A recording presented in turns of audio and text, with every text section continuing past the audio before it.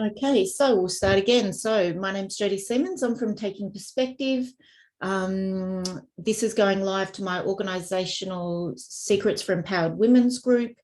There they receive the presentation. So if you are live on Facebook and watching this, you can follow the link there. You can register or you can join my group and you will also receive a copy of the presentation.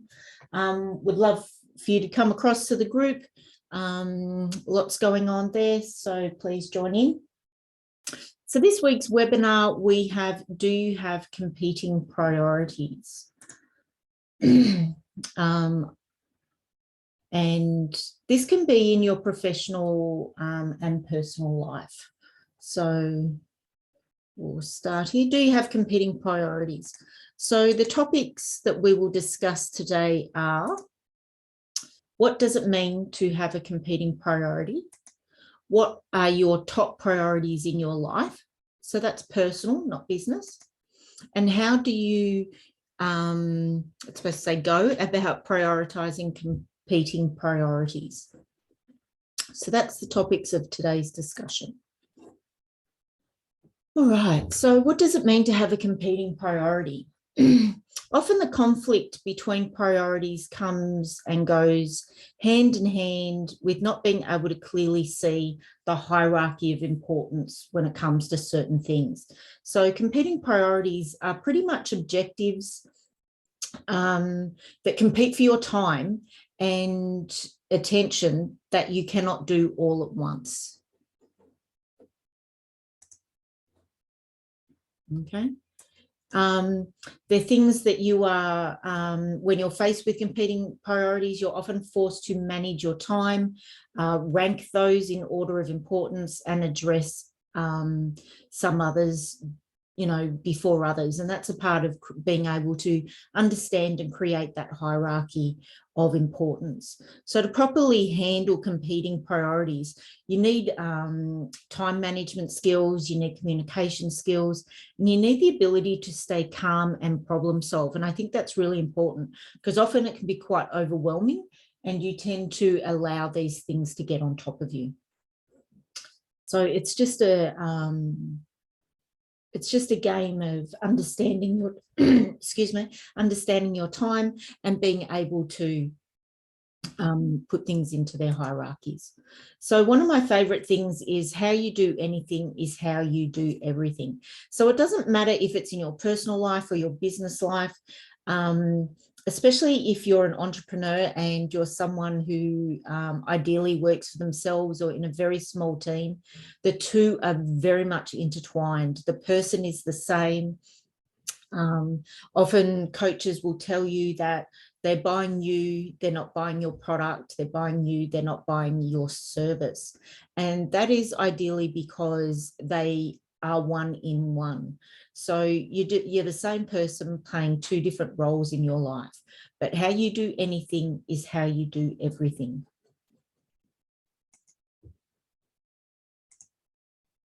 Okay, so what are top priorities? What are your top priorities in life? Sorry. So just a little thought here about, I thought I'd share one of mine. So one of my top priorities in my life is to really sustain and cultivate happiness. It's not always something that's easy to do. Happiness is something that we all deserve, and because of that, I really believe that it deserves our time and effort. Happiness isn't something that just sort of falls upon you. It is a purpose-driven mindset.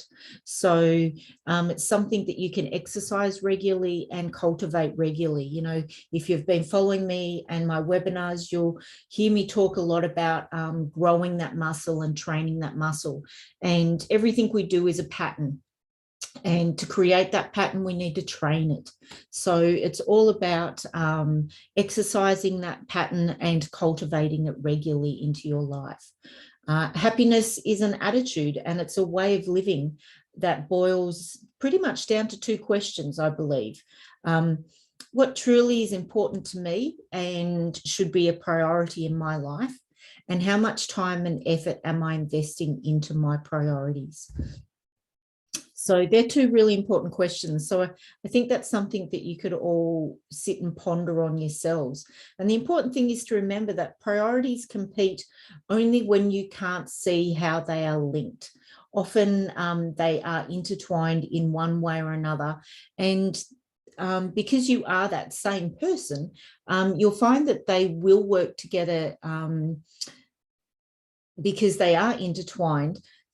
You just have to take the time and do a few things to see the connection between them. They are actually often this a part of the same mission. You'll find that it doesn't matter whether it's personal life or professional life, they will overlap each other. Okay, so what are the top priorities to have in life? So there are a lot of opinions about this. Maybe yours are different, and it solely depends on yourself, your values, your habits, your purpose in life, and the things that you hold dear to yourself. So, and these are not in any order. So please don't think they are. They're just what I've come up with. So up the top there at the moment, I've got your mission in life. So when I talk about your mission in life, it's really about giving your life meaning and happiness. What's your purpose? That's a pretty big question, and it's not a question that is answered easily for a lot of people. Finding your purpose is a journey all in its own. I am going to do a webinar on that in a few weeks' time. So physical health, your health is highly critical, because without it, you can't operate. So to a degree, that, in my opinion, it should be in at least your, if not at the top of your list, at least in your top 6. Quality time with family, healthy, fulfilling relationships. It's very important, because we are interconnected with each other and we feed off each other. We're not supposed to live a lonely life.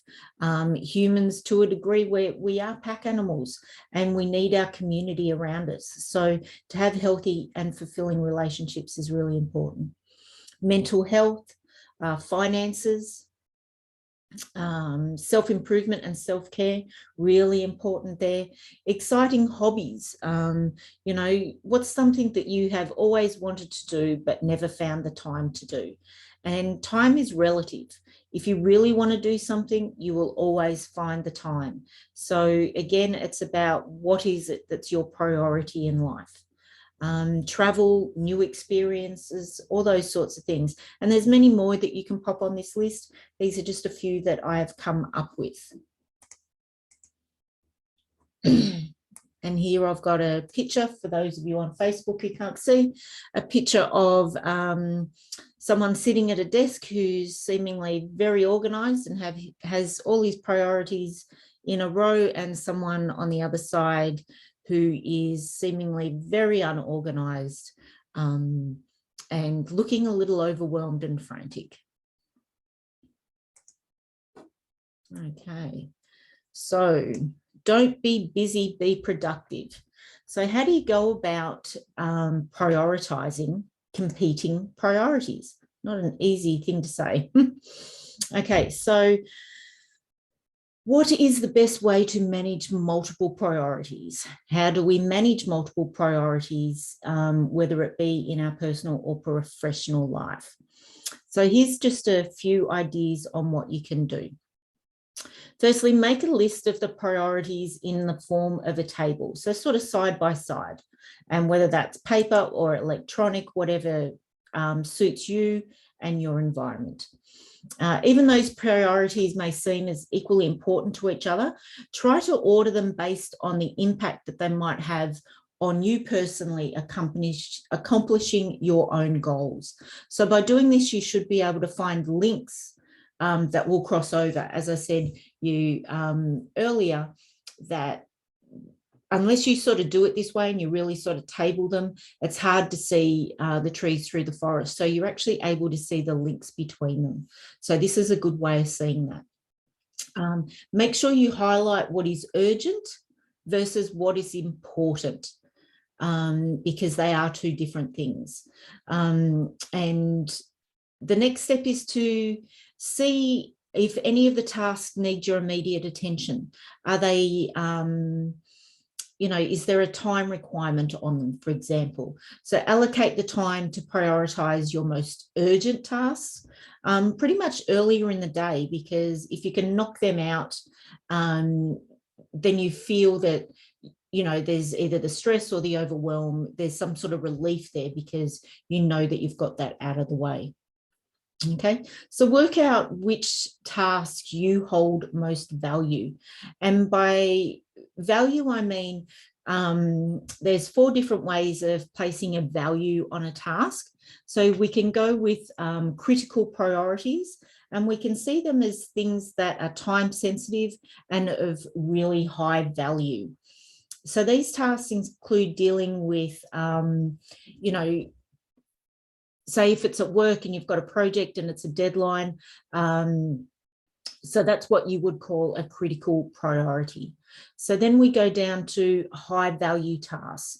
These are not so much time sensitive, but still should be considered a high priority, as they might involve some planning, quite a bit of thinking, maybe even getting together with family if it's personal, or getting together with colleagues in the workplace. So maybe collaboration is in order. So that's something that, you need to be able to organize. So that's a high value task that's considered high value, high priority. It's not time sensitive, but it involves some planning. The next one we can put a value on is medium priorities. Now, these can be time sensitive, but not of high value, if that makes sense. So these can be things like organising meetings, email communications. You might be helping organise a project, anything of those sorts of things that are time sensitive, but not high value. And the last but not least is low priorities and tasks. So these are the ones that are not time sensitive at all and do not have a high value. These are the tasks that you can pretty much push towards either the end of the day or the end of the week. And if you really have a good look at them, you may even be able to drop them off your list completely. Once you put them into a table, you may find that it's just something that it's not worth your time and you don't need to do, which is always a good thing, being able to drop things off our list. The next step we talk about is try and find the tie between the priorities. So often the tasks, you might feel that there's a tie between their value. Okay, so if you've got 2 urgent, time sensitive, high priority tasks, like you have to meet a deadline, whatever it is, personal life, professional life, then the best way of going about working out which of those is a bigger priority than the other is by estimating the effort required to complete each task. So start with the one that will take the most time and effort to complete. It can also be rather motivating to check off a small task on the list. So don't forget to go with your gut with that. It can be quite motivating to go, yes, done that. But when it comes to things that are urgent and of high priority, and they do, you do see that them time, prioritize them by estimating the time and effort that it's going to take you to complete those tasks. And the one that's going to take the most time and effort is the one at the top of the hierarchy. Second last one there, I've got remain flexible. I think this is really important because there's always things that change. Stuff happens, life happens. And if you're so rigid with your time and what you're doing, you don't leave enough space for not so much things that go wrong, but just stuff, things come up in life, and I think people need to expect the unexpected, and create space around what they're doing. Don't be so rigid on your timeline. Okay. And the last one, remember, not everything on your list needs to get done now. We tend to overwhelm ourselves with lists. Some people have lists all over the place doing all sorts of things. And I think it's really important that people don't overwhelm themselves with lists. As I said, it's really good to cross things off, do a small task. It's highly motivating, but also when you're going through and tabling your list of priorities, don't forget there's some things you may find yourself not even needing to do. It's really important that you focus on what will bring you a feeling of accomplishment and at the end of the day, and not a feeling of overwhelm. All right. So don't be busy, be productive. Okay, so in summary here, we've got competing priorities are objectives competing for your time and attention that cannot be done all at once. So when you're faced with competing priorities, you're forced to manage your time, rank those tasks in order of importance, and address some before others. And that's where I discussed putting them into a table. And the table, I'll just go over that again. Make a list, order them in importance, what's urgent, what's important, what's of most value to you. So, you know, your critical value ones, your high value, your medium value, and your low value. Estimate the effort required.